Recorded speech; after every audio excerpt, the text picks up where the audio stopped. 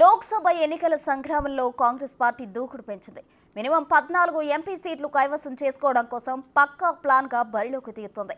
తాజాగా సీఎం రేవంత్ ఎన్నికల ప్రచార షెడ్యూల్ కూడా ఖరారైంది. అభ్యర్థుల నామినేషన్ల కార్యక్రమంలో పాల్గొంటూనే సభలు సమావేశాలు నిర్వహించనున్నారు.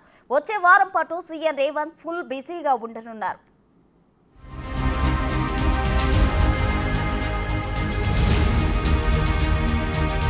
తెలంగాణలో ఊపందుకున్న ఎన్నికల ప్రచారం. కథన రంగంలోకి సీఎం రేవంత్ ఎంట్రీ.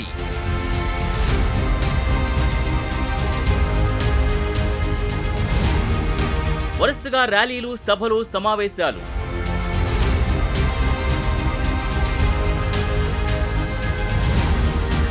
ఇకపై హోరెత్తనున్న హస్తం పార్టీ ప్రచారం.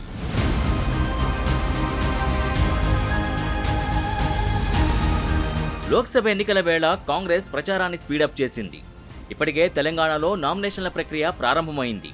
కొద్ది రోజుల క్రితం తెలంగాణ జనజాతర పేరుతో తుక్కుగూడలో నిర్వహించిన సభ సక్సెస్ కావడంతో అదే జోరును కాంగ్రెస్ కంటిన్యూ చేయాలని అనుకుంటోంది.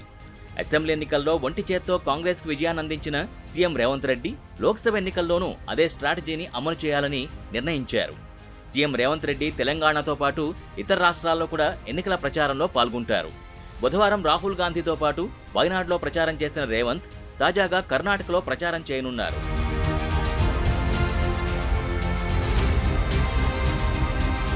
శుక్రవారం సీఎం రేవంత్ రెడ్డి తొలుత మహబూబ్ నగర్లో పర్యటిస్తారు.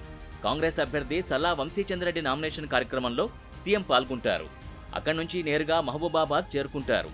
స్థానిక ఎన్టీఆర్ మైదానంలో నిర్వహించే బహిరంగ సభలో ప్రసంగిస్తారు. సభ ఏర్పాట్లని ఎమ్మెల్యే మురళీనాయక్ పరిశీలించారు. రేపు 19వ తారీఖు 11 గంటల శుభగడియలో మన బలరాం నాయక్ గారు ఎంపీ క్యాండిడేట్గా వారు దరఖాస్తులు వాళ్ళు ఇవ్వడం జరుగుతూ ఉంది. అదే ఉద్దేశంతో రేపు వారిని ఆశీర్వదించడానికి మన ముఖ్యమంత్రి రేవంత్ రెడ్డి గారు రేపు సాయంత్రం 4:30 గంటలకు ఇక్కడ ఎన్టీఆర్ స్టేడియంలో దిగబోతూ ఉన్నారు. ఇక్కడ ప్రజలు కూడా మొదటిసారి మన ముఖ్యమంత్రి గారు రావడం నిజంగా కూడా చాలా ఆనందంగా ఉన్నారు. వారు ఏం మాట్లాడతారు, ప్రజలకు ఏం హామీ ఇవ్వబోతున్నారని చాలామంది ఎదురు చూస్తూ ఉన్నారు. మనకు తెలుసు, మనకు ముఖ్య గ్యారంటీ ఏంటంటే 2 లక్షల రైతు రుణమాఫీ ఆగస్టు 15 లోపు చేస్తామని చెప్పేసి ఇంతకుముందే మన ముఖ్యమంత్రులు ప్రకటించడం జరిగింది. అదేవిధంగా కొన్ని ముఖ్య సలహాలు, సూచనలతో పాటుగా మనకున్నటువంటి గ్యారంటీలలో భాగంగా కూడా అన్ని గ్యారంటీ నెరవేరుస్తామని చెప్పేసి, అలాగే ఇందిరమ్మ ఇల్లులు మన కాన్స్టిట్యున్సీకి 4500 ఇందిరమ్మ ఇల్లులు రాబోతూ ఉంది.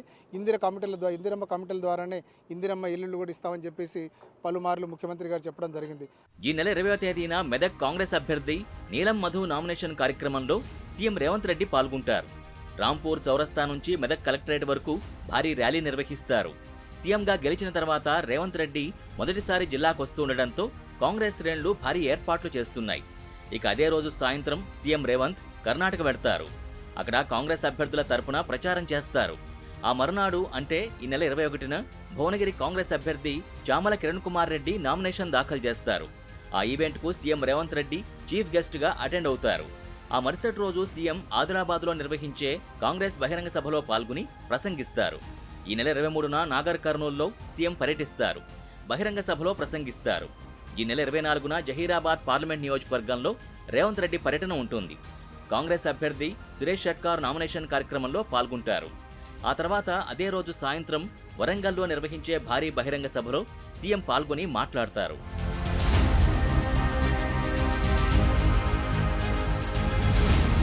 అసెంబ్లీ ఎన్నికలిచ్చిన జోష్తో కాంగ్రెస్ పార్టీ మెజార్టీ ఎంపీ సీట్లు కైవసం చేసుకోవాలని ఉవ్వెళ్లూరుతోంది. ఇప్పటికే పార్టీ క్యాడర్ కూడా ఫుల్ జోష్లో ఉంది. అదే జోష్ని పోలింగ్ రోజు వరకు కంటిన్యూ చేసి పార్టీకి అద్భుతమైన విజయాన్ని కట్టబెట్టాలని కార్యకర్తలు చూస్తున్నారు.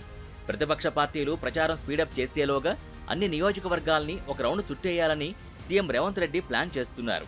రేవంత్ ప్రచారంతో కేడర్లోనూ సరికొత్త ఊపు రావడం ఖాయంగా కనిపిస్తోంది.